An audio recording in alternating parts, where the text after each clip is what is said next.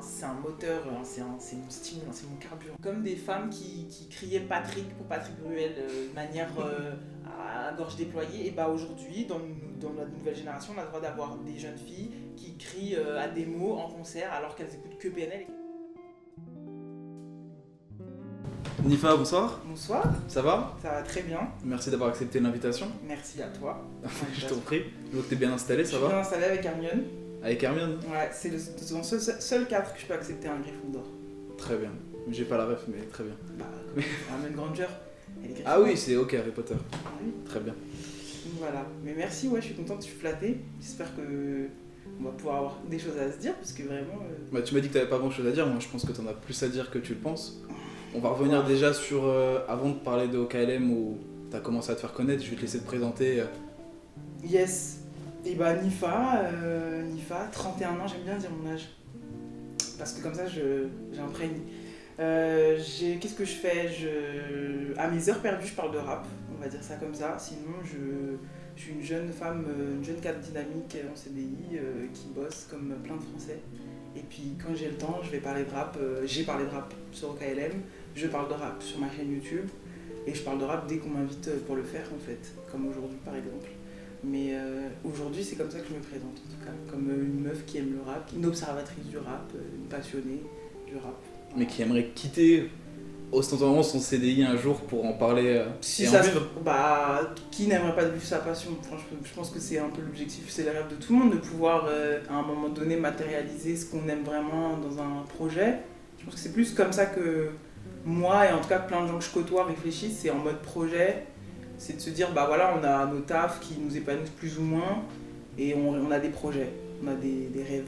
Et du coup, je le matérialise pas comme un truc de démissionner et partir sur un autre CDI, mais je le matérialise en me disant, à un moment donné, je pourrais, avec les go ou les gars avec qui je roule, matérialiser les projets, les rêves qui nous parlent en fait, c'est plus ça. Moi. Un peu long comme réponse, mais... Non, ça va, on a du temps à perdre entre guillemets. Mais du coup, de ce que j'ai compris, t'as commencé sur YouTube à parler de rap et c'est à ce moment-là que tu t'es fait repérer par Mehdi pour OKLM. C'est ça, vers fin 2017. Je m'ennuyais, je te dis, et j'avais mon taf.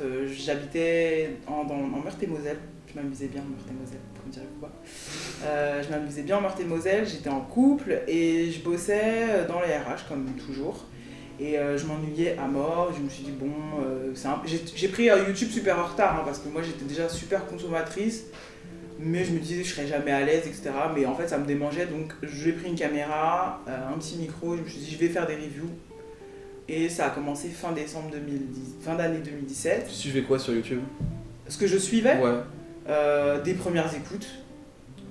Quinri ou française d'ailleurs. Je trouvais, en ayant un jugement un peu bizarre d'ailleurs sur ça, mais je trouvais le concept tellement méta, tu sais, genre de se dire on se filme en train de se regarder, écouter.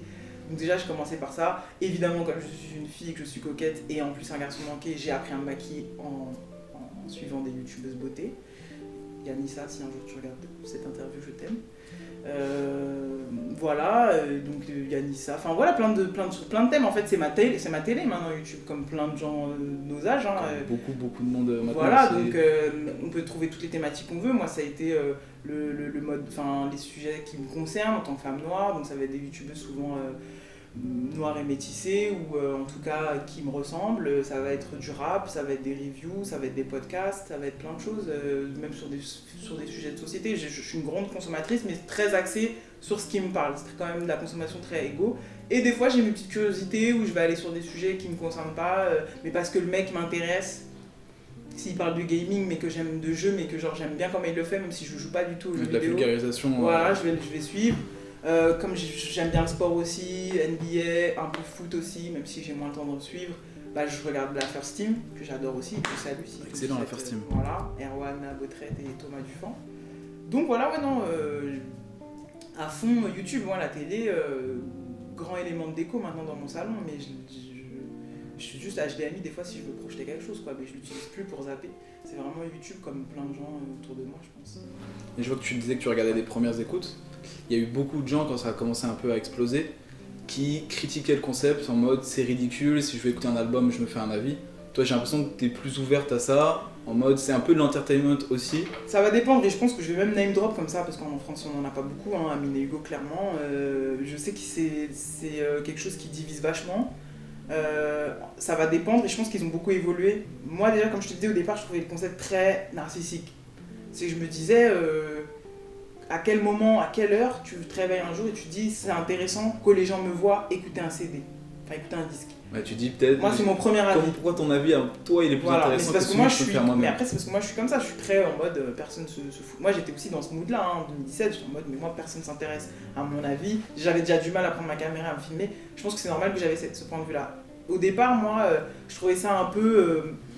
J'ai pas compris le délire, notamment eux ou même, je sais plus, celui qui l'avait fait en premier d'ailleurs, Loïc. Loïc Revio, ouais. Je comprenais pas et tout. Mais en fait, là où la différence elle se fait, je pense, c'est sur le temps. Et là où certains, j'ai trouvé que c'était très creux et j'ai vite lâché, ou parfois, et vraiment ces derniers mois, je trouve que des mecs comme Amine et Hugo, c'est des mecs qui m'ont donné un peu envie aussi, qui m'ont donné un peu le courage. C'est-à-dire que je me suis dit, si eux l'ont fait, ils sont exactement de la même génération que moi, pourquoi moi je pourrais pas le faire autrement? Moi je voulais pas faire de première écoute, mais déjà prendre ma caméra, me filmer. Et surtout, en vrai de vrai, quand on enlève tout leur côté troll, j'ai souvent le même point de vue que sur les albums. Sauf Eminem, mais c'est des gros fanatiques, comme moi je suis fanatique de Jay-Z, donc je leur en veux pas. Ah, ils adorent Jay-Z aussi.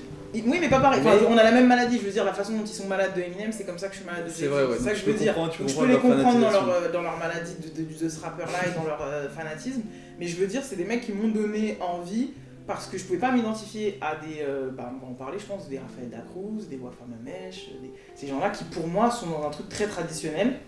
Et que je respecte et que vraiment, moi je suis plus pas du tout de la même école aussi. Exactement, ouais, et plus littéraire aussi. Moi j'avais ce complexe aussi où je sais pas bien écrire. Enfin, je veux dire, je sais écrire, hein, je suis alphabétisé, mais je veux dire, je sais pas bien écrire des papiers. Donc, quand je vois des mecs comme ça, moi je me dis, ok, je peux le faire. Je vais pas le faire comme ça parce que moi je me vois pas écouter un disque et dire, ouais, trop bien et tout. Non, c'est intime mon rapport au rap. Ouais. Ce moment-là où tu découvres un CD pour la première fois, c'est mon moment, j'ai pas envie de le partager. Par contre, je veux bien faire une review, c'est-à-dire ça fait 1 semaine, 3 semaines, 1 mois que j'ai écouté l'album, j'ai envie de le partager. Moi je suis plus là-dedans, donc c'est ce que j'ai fait sur Mexceller, c'est-à-dire ça fait 1 mois que j'ai écouté le truc, j'ai des trucs à dire dessus ou des trucs qui n'ont pas été dits, bah vas-y, j'ai des blagues, parce que moi j'ai envie de faire des vannes aussi, ouais. je pense qu'on va en parler, et bah let's go. Mais je peux pas dénigrer à 100% le concept de première écoute, et ces deux mecs-là qui, je pense, sont un peu référents sur ce concept-là, même s'ils se sont grave détachés, et maintenant je trouve qu'ils sont beaucoup plus dans la review, mais ça fait partie un peu des premiers trucs sur YouTube concernant le rap français, quoi. Ouais, c'est clair, moi j'ai exactement le même avis que toi sur ça. C'est bête de dénigrer, surtout que ça engage à rien, c'est une première écoute, et comme on le sait, ça peut toujours évoluer. Ouais. Et c'est toujours drôle de pouvoir revoir, tu sais, tu t'écoutes un album et tu te dis, putain, quand j'ai écouté ce morceau-là, c'était genre un truc de ouf. Et finalement, tu vas regarder, tu vois Minugo, machin, qui rigole, je sais pas, c'est rigolo. Ouais, après, c'est de l'entertainment aussi. Hein. C'est ça, et on a du mal, je pense, de manière globale, c'est pas dans le rap, je pense qu'on a du mal à accepter aussi les gens intenses. Complètement. Globalement, déjà dans la vie de tous les jours, on a du mal. Moi, je suis entouré quasiment que de gens comme ça. En tout cas, je fais en sorte aujourd'hui de m'entourer de gens qui vivent les choses intensément et qui sans doute après me disent ouais bon j'étais un peu ouf sur ce truc là en fait finalement non. Je préfère ça parce que c'est comme ça que j'ai envie de vivre tout ce qui est relatif à la culture ou à l'art. J'ai envie que les gens me disent c'est complètement de la merde ce que t'écoutes ou c'est trop bien, c'est incroyable. Alors qu'en vrai la vérité elle se situe souvent entre les deux, tu vois. Mais eux ils étaient très intenses et surtout Amine, et du coup on n'avait pas l'habitude de ça, de ce truc, de cette façon de le faire, de cette façon de le dire. Moi je parle vraiment de ce qu'ils produisent, hein. Je parle pas des gars en...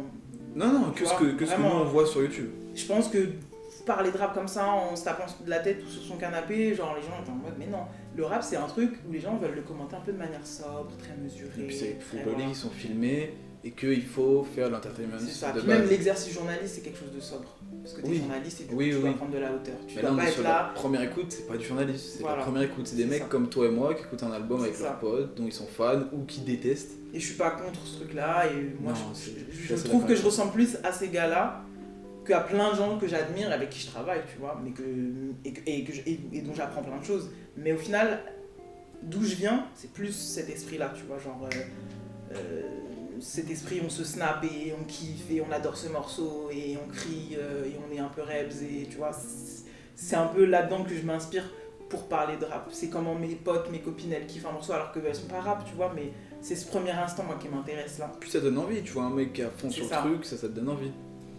Enfin voilà pour Amine et Hugo, on a bien parlé d'Amine et Hugo, Ouais, je pensais pas qu'on allait parler d'eux. Non, mais ça a fait partie un peu les aussi de embrasse, mon d'ailleurs. déclencheur de. Bah oui, ça fait partie de mon déclencheur de.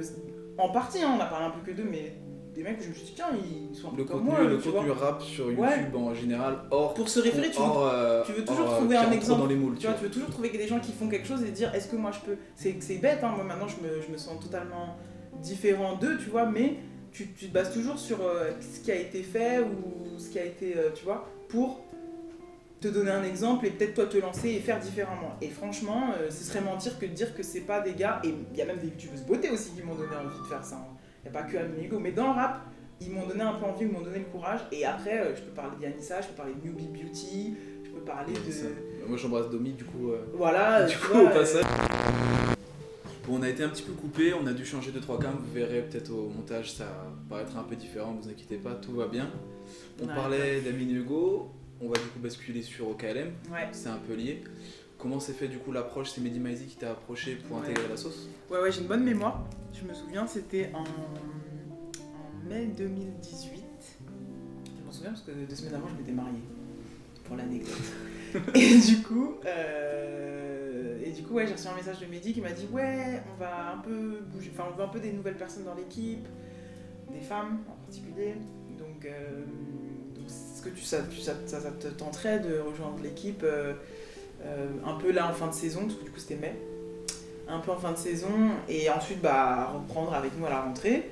Moi je t'avoue, pour être très honnête, j'attendais un petit peu un signe de ce type-là. Après avoir fait ma chaîne YouTube, même si ça me faisait kiffer de le faire, je voyais, pour moi le seul, en tout cas dans le paysage rap français, du commentaire rap, ce que j'appelle pour moi le commentaire rap, parce que c'est pas forcément que tout le temps du journalisme, j'attendais un signe de quelqu'un et un peu de lui pour le coup. C'est quelqu'un que tu suivais déjà auparavant? Toujours, à l'écrit, parce que les gens ont tendance à oublier, mais Mehdi Maizi écrit bien, il écrivait très bien, maintenant il écrit plus, c'est un rentier, mais il écrivait bien, et donc je l'ai lu, après je l'ai vu passer en vidéo, donc évidemment le seul qui pouvait potentiellement identifier ce que je faisais et m'appeler, c'était lui.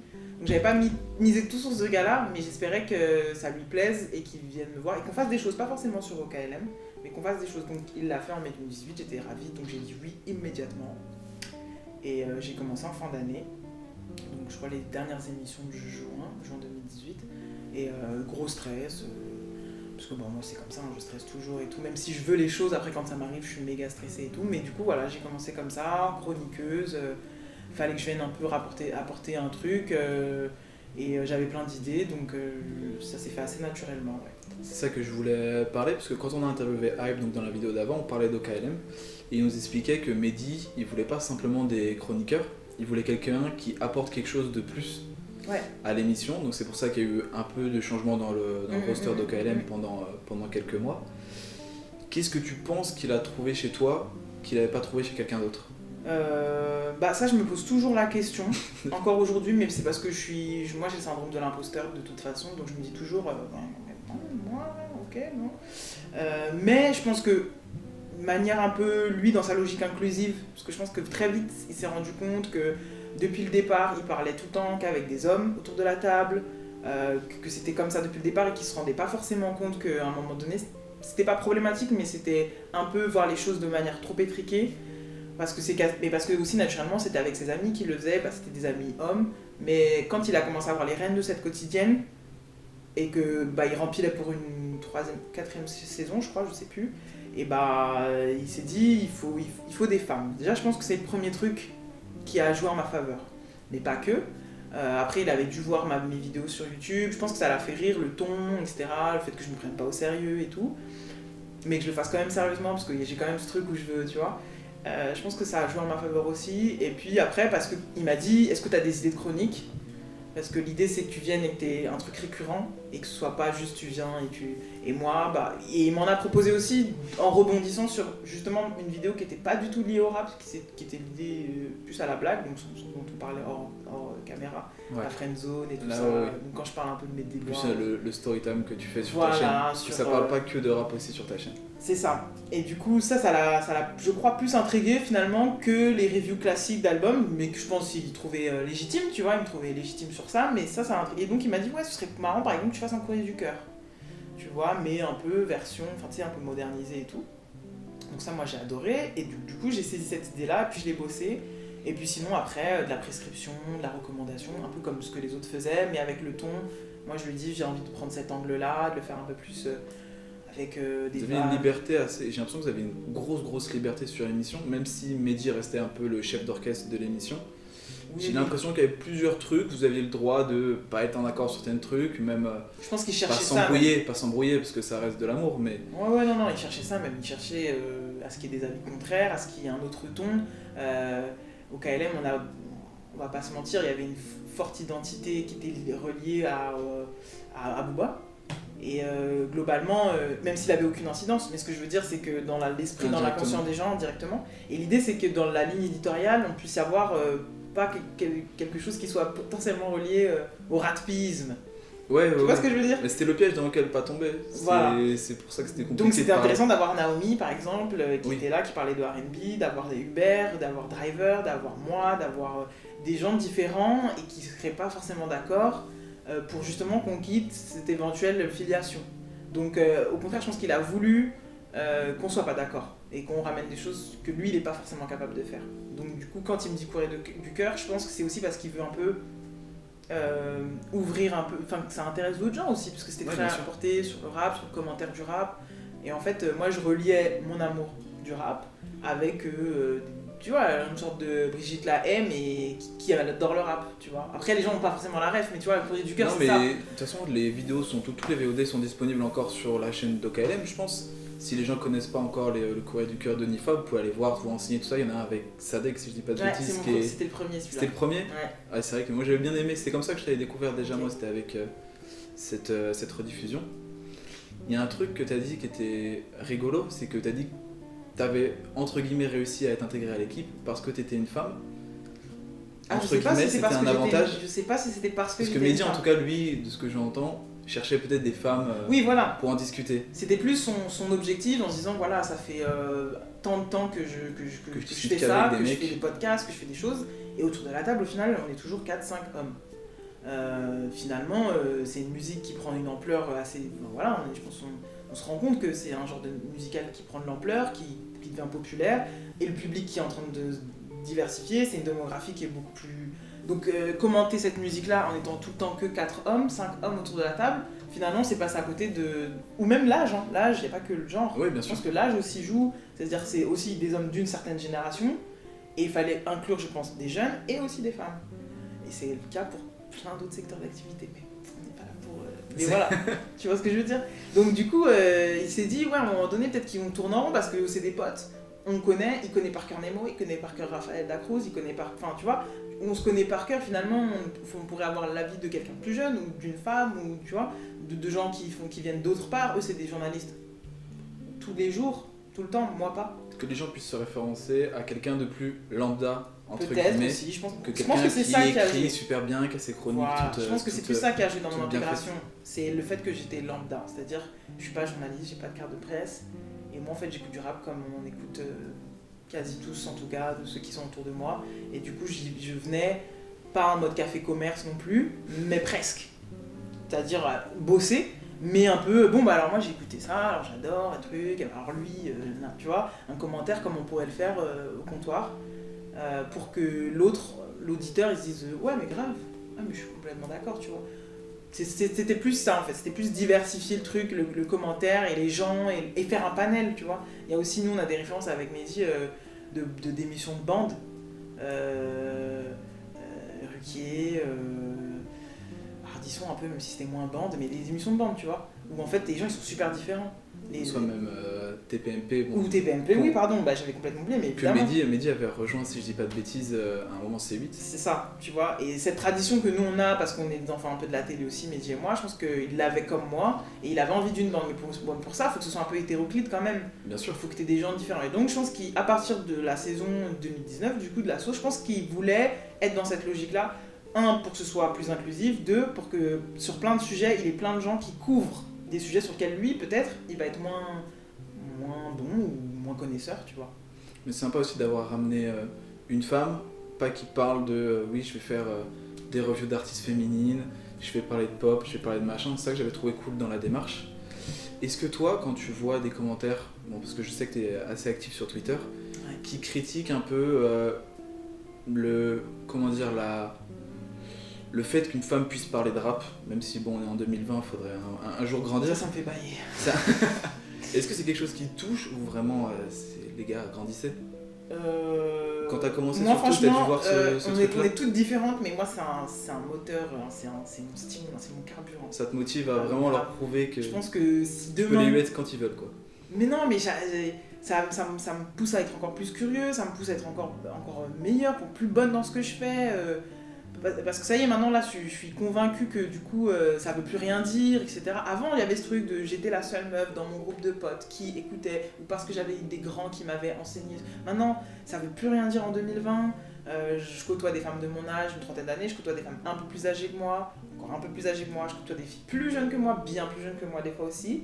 Et je vois qu'en fait, c'est juste que... Après, je sais pas si c'est relatif au genre féminin, mais en vrai...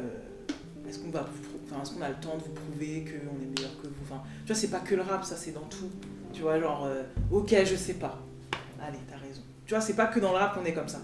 Tu vois, on est. Oui, c'est beaucoup. Voilà, je pense que tu peux demander ça à une chauffeuse routière, tu peux demander ça à n'importe quel métier où c'est genré masculin, elle va te dire ouais, bah oui, je sais pas conduire. Oui, je sais pas. Oui, je peux pas être routière. Oui, je peux. Tu vois, donc. Moi maintenant quand je vois ça, j'ai un rictus et je suis là, ouais, ok, bah d'accord, bah viens on en discute, viens on parle de rap, viens on échange. Et donc ça ferme aussi des fois beaucoup de discussions, c'est vraiment l'argument, tu vois sur Twitter tu vois souvent encore une raclée qui parle de rap, encore machin. C'est que moi je pense qu'on arrive dans une ère où on va faire les deux, c'est-à-dire qu'on va être dans le cliché. Moi maintenant ce que je veux faire en 2021, c'est que je veux faire les deux, c'est-à-dire que je veux m'autoriser à être dans le cliché de la femme qui va faire un commentaire sur la plastique d'un mec, parce que les mecs ils le font pareil dans le rap. Je veux dire, tu vois les commentaires sur Shai, tu vois les commentaires sur une jolie fille qui rappe ou une jolie artiste, vous empêchez pas de parler de leur plastique, vous empêchez pas de dire elle est trop bonne, elle est ceci, elle est cela. Donc pourquoi moi je dirais pas d'un rappeur, il rappe bien mais j'en ferais bien mon 4 heures, pourquoi moi je dirais pas ça? Je suis assez d'accord. Tu vois ce que je veux dire? Donc je veux faire les deux, moi je veux pouvoir être pertinente à son projet artistique du mec, et dire comme vous dites elle a un bon petit cul ou elle a un truc, dire la même chose d'un gars en fait, tu vois. Et comme ça au moins, bah on est ensemble, on fait la même chose finalement. Je veux dire, je connais rien en rap, mais toi non plus finalement, vu que tu t'empêches pas de parler de sa plastique, tu t'empêches pas voilà, tu vois. Donc moi je pense que finalement je vais être dans le mimétisme avec les hommes qui remettraient en cause ma connaissance dans le rap. Je vais être dans le mimétisme, c'est-à-dire que je vais faire exactement comme eux au sujet des femmes, et bah je vais faire exactement la même chose. Comme ça au moins, ce que tu vas me reprocher, je pourrais te le reprocher à toi aussi. Mais il y avait eu même il y a quelques mois, je sais pas si tu te souviens, sur Twitter, il y avait eu tout un rassemblement de femmes qui étaient complètement amoureuses de Chebé à un moment. Qui est très mignon d'ailleurs. Qui est très mignon, c'est le... Si tu passes par là, Chebé. Le Asapro qui français. Non mais très mignon, bah voilà. No homo mais bel homme. Voilà. Bel homme. Tu vois. Donc et ça avait titillé beaucoup de monde en mode c'est bon Chebé, c'est bon on s'en fout de lui, tout ça. Beaucoup de mecs qui étaient un peu... mais parce que c'est pas ce qu'on fait en fait, c'est le rap comme le foot, comme tous les... moi je dis souvent, c'est les derniers, entre guillemets, ça fait partie des derniers terrains où normalement vous êtes entre vous. Et nous on arrive, ça y est. Donc du coup c'est un peu, oh ça y est, maintenant il y a des gonzesses qui parlent de foot, maintenant il y a des gonzesses qui parlent de rap, mais non mais c'est bon. Et c'est un peu, on vient un peu vous déranger, et nous on veut grave être à la table avec vous et en parler. Donc oui, il y a des femmes qui vont vouloir parler de pourquoi le PSG doit pas jouer en 4-4-2, et moi j'ai envie de parler de la direction artistique du prochain album de Chansko. Tu vois ce que je veux dire? Chansko, ok. Par exemple. Donc c'est difficile à admettre pour certains que oui, de nouveau, sur ces sujets-là, et bah vous ne serez pas entre vous. là aussi, il va y avoir des femmes qui vont vouloir être à la table. Et c'est tout à fait normal. Normalement, ça devrait être normal pour tout le monde. Et on vient gentiment, hein. Moi je viens pas agressivement. Hein. Non, je viens pas en mode donnez-moi ma chaise. Moi je veux vraiment qu'on parle ensemble de ça. Mais le problème c'est qu'ils genre un peu les. Je sais très bien quand les gens critiquent les femmes qui parlent de musique, je sais qu'ils parlent pas de personnes comme toi qui sont fans de rap. Ils parlent de n'importe qui écoute juste Jul, Nino en soirée. Ouais, mais elles c'est ont tout droit le temps aussi. comme ça. Et elles ont droit aussi. En vrai de vrai, c'est devenu populaire au point que comme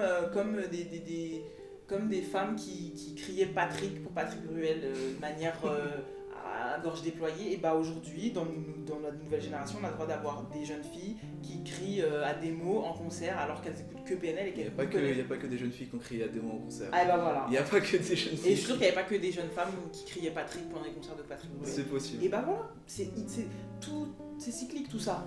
C'est juste que c'est d'autres genres de musique, c'est d'autres genres, c'est d'autres icônes, c'est d'autres stars, c'est juste ça. Donc il y a des filles qui n'en écoutent pas plus que ça et qui d'ailleurs n'écoutent pas la musique en se disant ah j'écoute de la folk, là j'écoute elles écoutent de la musique. Donc du coup elles en parlent, elles vont te parler d'un artiste, je sais pas moi, de Juliette Armanet, comme elles vont te parler de Iseult ou de Luce ou de PNL en fait. Ouais. Pour plein de jeunes, maintenant c'est tout dans leur téléphone de toute façon. C'est ça. Ils classent pas en fait. Tu regardes tes sorties, t'écoutes toutes les sorties machin sur Deezer, bim c'est réglé. Donc, t'es pas obligé de te taper un album pour parler de musique. Ça me gêne pas d'être là et d'être avec des meufs de 20 piges qui me disent non mais Ademo il est trop beau et qui me disent pas ouais mais la prod de... C'est pas grave ça, elles ont envie de parler de musique tu vois. Oui. C'est juste ça et... Ouais. Puis c'est une minorité qui... Les gens comme toi, moi, tous ceux qui écoutent le rap, je pense qu'on écoute à peu près de la même manière, on est une minorité à se focaliser sur qui a prod, qui a fait ça, oh, les drums elles sont pas bonnes, lui il fait pas ça. Les 95 autres %, ils écoutent la musique, ça leur plaît, ils les mettent dans leur playlist, fin de l'histoire. Ils écoutent sur leur base de Clio 2, ils n'ont rien à faire que le mix soit mauvais. Je crois qu'ils vivent bien mieux. Et je pense qu'ils vivent beaucoup moins déçus. C'est ça. Beaucoup moins déçus. Ça fait défiler sur un autre sujet qui est, est-ce que tu penses qu'il y a une légitimité à avoir quand tu es exposé pour parler de rap? C'est peut-être quelque chose qui t'a fait stresser de parler avec des gens que tu sais qui sont très cultivés. Terriblement. Tu te dis, est-ce que moi je suis pas trop... Est-ce que je suis légitime en fait à parler de rap comparé à eux? Non, terriblement, mais c'est pas bien. Enfin, vu ce que je viens de passer, enfin là j'ai passé 10 minutes à dire des choses qui sont du coup contradictoires avec ce que je vais dire maintenant, mais moi j'ai été terriblement angoissée à l'idée d'être à la table avec tous les noms que j'ai cités depuis tout à l'heure, Aurélien Chapuis, Driver, enfin voilà, des gens qui pour moi sont des vrais puits, tu vois, ils ont vu, ils ont entendu, en plus c'est des mecs aujourd'hui qui restent curieux. Donc du coup je suis vraiment admirative et moi je suis juste une fille qui bosse à 35 heures dans un bureau et de temps en temps je parle de rap, tu vois. Et donc ça fout un coup quand on me dit que tu vas être autour de la table de ces mecs-là. Donc ce qu'on fait en général, moi mon réflexe a été d'être dans le mimétisme et donc de les imiter. Clairement, moi, mes premières émissions à Au Calme, j'ai regardé comment ils font, comment ils écrivent des chroniques, comment ils parlent, comment ils structurent un peu leurs idées. Donc j'ai copié et du coup ça m'a donné la main. J'ai appris la mécanique de comment tu parles d'un artiste, un peu, etc., comment tu fais ta chronique. Puis quand j'ai compris, et que je m'amusais pas trop parce que j'avais pas de ma personnalité, j'avais besoin d'une structure, et ensuite j'ai commencé à faire les vannes, à avoir mon truc truculent qui me caractérise. Tu peux pas arriver et avoir ton truc direct, c'est faux. De base, on s'inspire toujours de quelqu'un, et au final, on rajoute sa patte à l'inspiration, et c'est comme ça que tout évolue. Totalement. Donc c'est ce que j'ai fait. Après, je pense quand même qu'il faut avoir écouté quand même... faut vraiment s'y intéresser en fait. Je dis pas qu'il faut avoir une légitimité, mais il faut vraiment, vraiment s'y intéresser. C'est-à-dire que si tu as envie de faire un statement, enfin une déclaration au sujet de quelque chose, je fais vraiment un effort pour arrêter de mettre des mots en anglais à chaque fois que je parle. Si je veux faire une déclaration au sujet de quelque chose en disant la discographie d'Amza, et je prends cet exemple parce que ce tweet d'un média que je sais plus le nom avait dit, la discographie d'Amza est l'une des plus grandes discographies du rap français. Quand on veut dire ça, on a le droit de le dire. C'est ça le premier point. On a le droit de dire ce qu'on veut, on est en France, et encore aujourd'hui on peut dire plein de trucs. Donc, quand même. Non mais, oui, ne glissons pas sur d'autres sujets, mais tu vois ce que je veux dire quand je dis qu'on est en France. Soyons quand même, voilà. Mais t'as le droit mec de le dire. Oui. Mais moi, ça va en dire long sur toi. C'est juste ça que je veux dire à ceux qui font ce genre de déclaration un peu dithyrambique, etc. C'est-à-dire, moi, tu me dis ça, je te profile. Tu vois, comme dans la série Profiler. Ouais. Je sais déjà quel genre d'auditeur t'es. T'es fan d'Hamza, uniquement. Parce que ton spectre, il est pas ouvert pour dire qu'un mec qu'on a identifié depuis 4-5 ans a la meilleure discographie dans le rap français. De base, même s'il y a des grands artistes à l'heure actuelle, il n'y en a absolument aucun qui peut se vanter tout de suite parce qu'on le saura dans 20 piges. Puis c'est une discussion tellement plus lourde, on peut pas résumer ça. Mais bon, donc tout le monde est légitime s'il a suffisamment écouté d'albums et qu'il est capable de défendre ses points de vue. Pour moi, c'est ça. Ça veut dire que t'as 20 ans, voilà, t'as 18 ans, t'as 20 ans, t'en as 35, t'en as 40, t'en as 50, tu dis des choses sur un genre musical. Nous, on est en train de parler de rap, mais ça peut. Bon, moi, c'est valable pour tout. Il faut juste que tu sois capable d'expliquer pourquoi. Moi, j'en fais des messages comme ça, hein, quand je dis que PNL, le monde ou rien, c'est notre désenchanté Mylène Farmer à nous. Je sais pourquoi je dis ça. Non, mais oui. Parce que moi, j'ai écouté la discographie de Mylène. Vous pouvez pas me prendre là-dessus. Donc, si je le dis, j'ai peut-être tort. Mais on va discuter, on va s'expliquer, on va rappeler le contexte de pourquoi Désenchanté c'était important, etc. Et toi tu vas me dire mais non mais Mylène Farmer, non mais t'as rêvé, non mais n'importe quoi. Et ça va être intéressant si toi tu sais ce que c'est Mylène Farmer et si tu sais aussi ce que c'est PNL. C'est ça l'idée. Sinon on va pas. Du coup ça va être juste un truc générationnel en mode non c'était mieux avant. Ça. Ah bah non c'est mieux maintenant. Et ça c'est limitant, tu vois, c'est pas drôle. C'est si tu connais un peu les deux que du coup on peut s'amuser. Et on peut se donner tort ou raison. Mais du coup, dire ouais, ça c'est la meilleure discographie, si t'as pas écouté un minimum de R&B, si t'as pas écouté un minimum de disques avant ou un peu après, ou que tu laisses. Enfin, tu vois, c'est tout plein de paramètres qui pour moi font que ton propos va être légitimé ou pas. Voilà, je pense que tout le monde peut parler de rap, mais selon ce que tu vas dire, tu vas paraître plus ou moins légitime aux yeux des autres. Moi je suis assez d'accord sur le fait de, quand tu compares deux choses, il faut s'assurer que les deux parties connaissent les deux choses, sinon c'est juste. C'est ça. Ça sert absolument à rien. Je te laisse finir ta petite gorgée tranquille. Merci. Particulièrement soif. Du coup, au final, malgré tout le stress, tout ça au KLM, ça s'est bien passé. Ouais. Tu finis à OKLM. Quand ça s'arrête. Ouais, ça s'arrête. Ça s'arrête 2018, si je dis pas de bêtises. Fin 2019. Début 2019. Ouais, début 2019. Il y a eu un dépôt de bilan, mais la sauce s'était arrêtée de façon un petit peu. Printemps 2019. Printemps 2019, oui, c'est ça. 2019 Ouais, printemps 2019. C'est possible. C'est ça. Ouais. Si, c'est ça. Enfin, en tout cas, les dernières émissions datent de mai ou juin. Oui, c'est possible. Non, t'as raison. Et au final, bon contact avec Mehdi. Ouais. Tu continues à bosser un petit peu avec, mais après le OKLM, il y a quoi avant qu'on vienne entre tier list que tu fais à l'heure actuelle et OKLM, qu'est-ce qu'il y a? Eh ben, moi je vivais encore à Nancy. J'étais encore à Nancy, dans mon boulot normal, je bossais dans la restauration à ce moment-là, à Nancy, et du coup, fin de saison. Il était question de plein de choses pour OKLM à ce moment-là, pour éventuellement une quotidienne, etc. On discutait beaucoup de comment on allait faire pour l'après, la version, en tout cas une version peut-être 2.0 ou à post-Mehdi Maizy, on va dire plutôt comme ça. On a réfléchi, on a pensé à ces choses-là. Bon, après voilà, ça s'est pas fait, de toute façon, ça s'est arrêté et tout. Mais l'idée, c'était ça, en tout cas. C'était que éventuellement, je continue à faire des choses, peut-être même à animer ou à être à la table d'une potentielle émission qui serait La Sauce ou peut-être un autre nom, je sais pas. Mais on discutait de ces choses-là pendant plusieurs mois. Ces choses-là n'ont pas pu se faire. Du coup, tu connais la fin pour OKLM, dépôt de bilan. Moi j'ai toujours gardé mon boulot, mais je sais plus après te dire comment ça s'est fait, mais moi je suis revenue, j'ai passé mon premier confinement à Nancy quand même. Donc, parce que c'est avant le premier confinement, la fin d'OKLM. Oui, le dépôt de J'ai fait mon premier confinement à Nancy, seul à Nancy, à beaucoup réfléchir à est-ce que je reviens à Paris ou pas. C'est ça en fait, parce que du coup entre temps aussi j'avais divorcé en fait, et donc je me retrouvais seule à Nancy, une ville que j'avais rejointe pour rejoindre mon compagnon. On est obligé de faire ces petits passages vie privée, désolé, pour comprendre la narration. Mais du coup voilà, et je me disais est-ce que je reviens à Paris ou pas, parce que moi j'étais bien dans ma petite ville, hein, j'étais bien en Meurthe-et-Moselle, franchement. Aujourd'hui il se passe plein de trucs cool pour moi à Paris, mais je suis une provinciale par adoption, parce que je suis née ici, j'ai grandi, mais j'étais bien à Nancy, donc...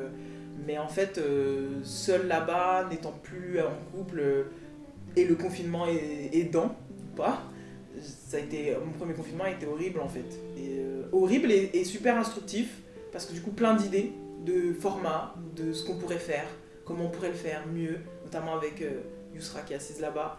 On a beaucoup échangé, beaucoup discuté suite à cette fin en fait de KLM aussi, ça nous a fait beaucoup réfléchir, se remettre en question et se dire ok, nous comment on a envie de faire les choses nous. Un peu paniqué quand au KLM ça s'est arrêté? Tu t'es dit merde, pas plus que ça, parce que pour être très honnête, ça faisait... Tu sais, des fois il y a des saveurs comme ça de fin, tu les sens, tu sais pas quand. Je veux pas te dire je savais que c'était en 2020, mais tu sais, des fois il y a des saveurs comme ça où tu sens que peut-être que tu dois bénir une période de ta vie en disant putain c'était cool, j'ai kiffé, mais voilà, faut que ça s'arrête, tu vois. Donc c'était plus ça, mais je pouvais pas présager que ça allait se finir comme ça, c'est sûr. Mais du coup voilà, elle comme moi, confinées chacune de notre côté, on a beaucoup parlé, beaucoup échangé sur comment nous on aimerait faire les choses, que ce soit dans le média, que ce soit dans plein de choses, tu vois. Et donc on germait quelques idées qu'on aimerait faire voir le jour de l'année prochaine et dans les années à venir. Et après Mehdi, forcément, il me dit bon, tu rentres quand? Voilà quoi, genre, faut que tu rentres. Mais là, Nifa, elle est contente. Et non, mais même pas, parce qu'il a même pas. Parce qu'on est potes aussi, c'est pas que pour du taf, hein, il me propose rien de concret à ce moment-là, juste en mode rentre, ça n'a pas de sens d'être toute seule là-bas, tu vois. Et en vrai, toute ma famille est ici, tous mes amis sont ici. Et puis même, il y a le truc aussi post-structure qui fait que t'as envie de te ressouder avec les gens, etc. Tu vois, là, on est loin du biz, tu vois, de potentiel contrat encore. On est vraiment dans. Je pense que c'était un peu le cas pour tout le monde au premier confinement, c'était un peu bizarre, on était tous un peu... Et du coup, je me suis dit, ok, je vais rentrer. Mais je vais rentrer, j'ai pas de plan, donc... Enfin, j'ai pas de plan A, ni B, ni rien, faut que je trouve un taf, tu vois. Et donc moi, mon boulot, c'est de bosser dans les ressources humaines, donc j'étais pas en mode, je vais trouver un truc dans le rap ou quoi que ce soit. C'est jamais mon réflexe quand j'ai un projet, c'est toujours continuer quand même dans la sécurité, dans mes compétences, en fait. Très rapidement, et étonnamment, j'ai trouvé un boulot. J'ai commencé mi-juillet. Du coup, ça a accéléré mon retour à Paris. Donc, je suis rentrée chez maman, en vrai Tanguy. Et voilà. Et après, Mehdi me dit voilà, faut qu'on fasse un podcast. J'avais parlé déjà de ce truc. Faut qu'on fasse. Lui, il avait envie de revenir à un discours, un format où il parle plus longuement des albums et tout. Parce que ça le déconnecte un peu aussi de l'actualité. Parce que ce qu'il fait, c'est très lié aussi à l'actualité ou à l'animation, tu vois, de jeux et tout.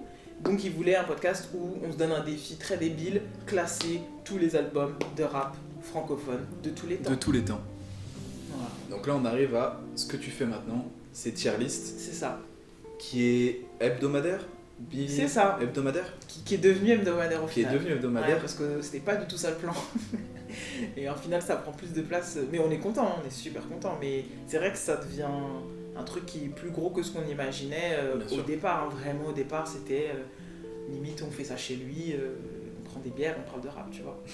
Et au final bah non, on est dans des studios avec des casques et des micros et tu vois c'est plus... et des invités même. Et des invités même des fois. Donc mais ça c'est toi, il y a Mehdi, il y a Yerim. C'est ça, donc Sandra Gomez autour de la table. Sandra Gomez aussi. C'est ça, Yerim Sarr, Mehdi Maizi, pardon, et moi-même. Et ce qui est cool, tu vois, on parlait d'inclusivité, etc. Mehdi et Yerim qui sont exactement de la même génération, qui se connaissent sur le bout des doigts, en plus ils bossent ensemble sur Rap Jeu. Sandra qui est plus jeune, donc une femme un peu plus jeune, qui est de la génération un peu plus, je crois qu'elle doit avoir 25 ou 26 ans. Et moi qui est un peu middle comme ça, qui est un peu nostalgique à la manière d'un Yerim, mais qui est à la fois super curieuse des nouveaux trucs comme Sandra, tu vois. Donc on a un panel, je trouve, super intéressant. Et on écoute des albums et on en parle tous les quatre. Et on les classe.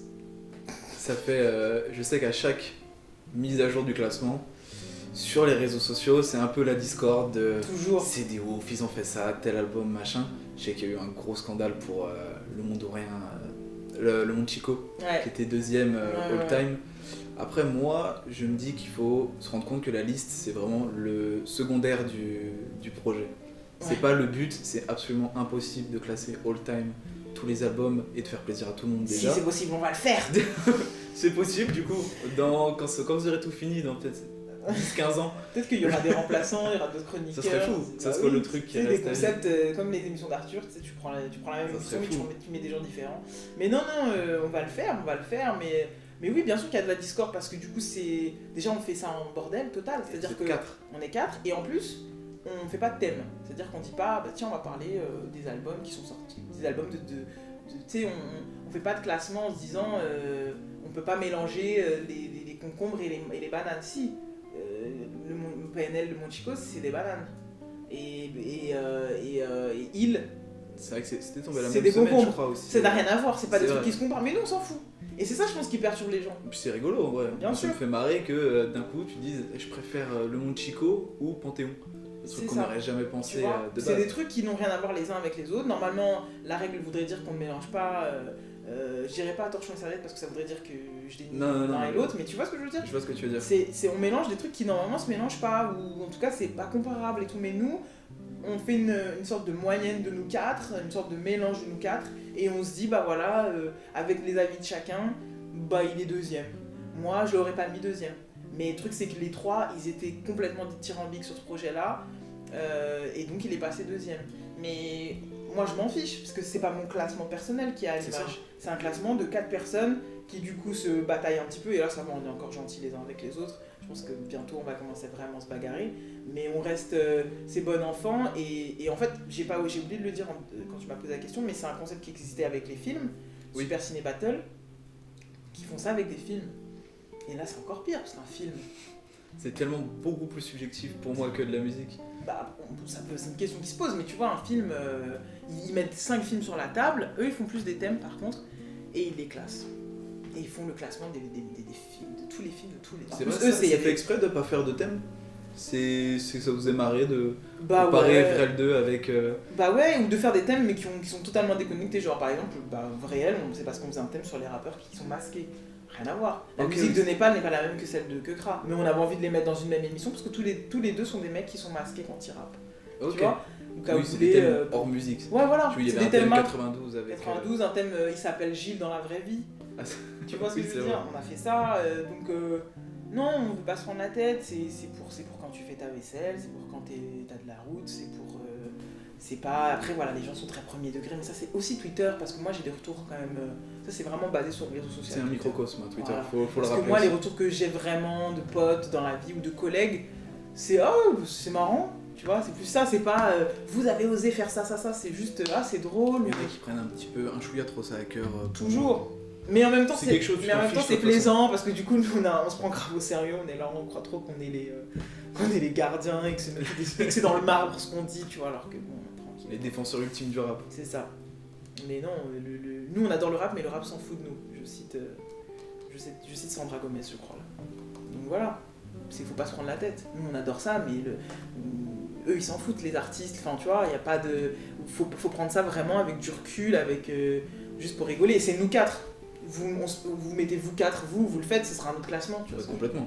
C'est ça. Complètement, c'est sûr. Faut prendre le concept comme aussi découvrir des albums. Je sais que moi, j'ai des albums que soit j'avais pas réécouté depuis longtemps ou que j'avais même jamais écouté. Je vois Mehdi qui poste sur Twitter album à réviser. Déjà, c'est rigolo. Moi, ça me fait marrer, album à réviser. Et tu les écoutes et puis après, tu peux en parler. Ça revient sur le sujet de la légitimité de Bah oui, beaucoup de gens qui disent pourquoi tu l'as pas mis plus haut alors qu'il y a 12 albums en dessous qu'ils ont jamais écouté. c'est ça, c'est la légitimité, c'est aussi pouvoir avoir des éléments de comparaison Exactement. pour pouvoir te positionner vraiment et légitimement, quoi. Yes. 2021, qu'est-ce qu'il y a pour Nifa pour conclure? Alors, 2021, qu'est-ce que je peux dire? Moi, je vais, si ça je peux le dire, parce que c'est un truc que je vais faire par moi-même, homemade. Je vais lancer... Ça sort dans 2-3 semaines, un mois max. Non, mais si jamais il y a des trucs que tu voulais pas ce spoil. sera peut-être pas sorti de toute façon, donc c'est pas grave, mais j'ai envie de le dire, comme ça au moins, je te dis, j'aime bien aussi dire les choses à haute voix, parce que du coup tu te convaincs aussi que tu vas le faire, même si c'est dans les tuyaux, hein, je dis pas ça comme ça dans le vent, mais j'ai envie de parler de séries, de films, mais surtout dans un peu la black exploitation, donc vraiment, j'ai envie de parler de ce cinéma-là, qui à la base est spécialisé, tu sais, le cinéma afro-américain, et de ces comédiens et de ces talents-là, en fait, qui sont importants pour tout un pan du coup, de ma communauté, au final, avec lesquels on a grandi, on s'est identifié. Évidemment, il y a des classiques comme Denzel Washington ou Morgan Freeman, tu vois, dont on va parler, mais j'ai envie de parler aussi de cette nouvelle génération d'acteurs, enfin de comédiens et de comédiennes noirs, qui font leur truc au cinéma, même en France. Donc en fait, ça va être très afro-américain, afropéen aussi. Donc aussi ces personnes noires et métissées qui arrivent à faire ces choses-là au cinéma, qui produisent aussi des contenus. J'ai envie d'aller là-dessus parce que au final, ça reste quand même des gens un peu invisibles. Même si on a des avancées incroyables quand même, faut pas avoir tout vide. J'ai envie qu'on en parle de manière ah regardez, il y a quand même ça qui existe. Ah regardez, Zendaya elle est cool. Ah regardez, John David Washington il est cool, le fils de Denzel Washington. Idriss Elba, quel homme. Voilà, j'ai juste envie de parler de ça, mais dans le cadre bien sûr d'un commentaire, c'est-à-dire parler de The Wire, parler sous forme de de podcast. Top Boy, tu vois. Et oui, ce sera sous forme de podcast que je vais animer avec 2 chroniqueurs qui aussi seront un peu à l'animation. D'accord, ok. Qui sont Isis et Mahmoud. Peut-être que tu ne connais pas. Ah ouais, je suis désolé, malheureusement je les connais pas. Bientôt. J'aurais pu faire semblant, mais non. Non, mais il faut pas. et donc ils sont 2 potes et 2 tweetos, mais dans le sens noble du terme. Parce que des fois tweetos c'est un peu genre... Et avec qui on avait envie de faire ça à 3 en fait, d'en parler. Donc ça c'est dans les tuyaux pour 2021, sûr et certain. C'est juste que la fin d'année Covidée, confinée n'a pas aidé à tout ça. Mais ouais, ça va arriver 2021. Et après plein d'autres petits trucs. Mais comme c'est pas fait et que je veux pas me porter l'œil... Je préfère pas le dire parce que si tu le dis maintenant, t'es en fait, obligé de l'idée, tenir c'est que... ta promesse. Ouais, voilà. Non, mais même pas, c'est que imagine ça se fait pas aussi. C'est vrai, vois. c'est vrai. C'est surtout ça. Mais en gros, mon objectif en 2021, c'est de pouvoir vraiment parler de tout ce qui me plaît et pas que le rap. J'ai envie de parler En fait, j'ai envie de ramener mon truc, mais sur même des thématiques plus des fois liées au sport. Ou parce que sur ta chaîne YouTube, je suis désolé. Peut-être sur ma chaîne, sur peut-être sur d'autres chaînes, on verra. Mais peut-être que sur cette année-là, je vais essayer qu'on m'identifie toujours de la même manière, c'est-à-dire ah c'est Nifa, celle qui truc, mais peut-être pour parler d'NBA par exemple, tu vois. Bien sûr. Donc avec entouré de gens qui n'ont rien à voir avec moi à la base, mais avec qui on peut connecter. Donc c'est en cours, c'est en discussion, mais tu connais, hein, on peut pas. Voilà. T'as raison. C'est ça. Bon bah merci Nifa. Merci à toi. J'étais content, j'ai pas trop parlé. Je sais pas, on verra combien de temps ça a duré. Moi j'ai pas vu le temps passer en tout cas. Ça va être dur le dérochage. Mais ouais, merci beaucoup de l'accueil. Je t'en prie. Ravi, merci. Je vous invite tous à aller suivre Nifa sur YouTube qui est Mec Seller, ma chaîne YouTube. Mec Seller. Instagram Nifnif, Neefneef. Sur Twitter Nifa-du6SD. Et c'est tout. Et c'est tout. Bon bah merci Nifa. Merci à toi. Je t'en prie. Tchuss.